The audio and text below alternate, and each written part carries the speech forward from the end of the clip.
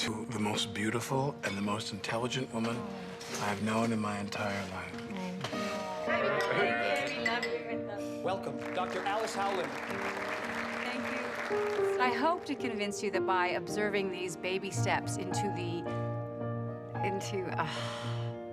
Alice, where the hell were you? Went for a run? Well, I hope you enjoyed that because you completely blew our dinner plans. I need to talk to you. I got something wrong with me. What's going on? Oh boy. He's gonna break up, or? No. I have Alzheimer's disease. Early onset. Oh my God.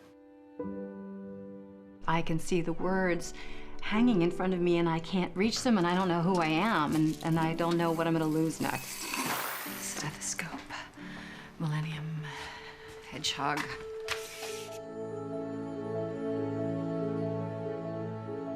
I'd like to see you go to college. You can't use your situation to just get me to do everything that Why you want. can't I?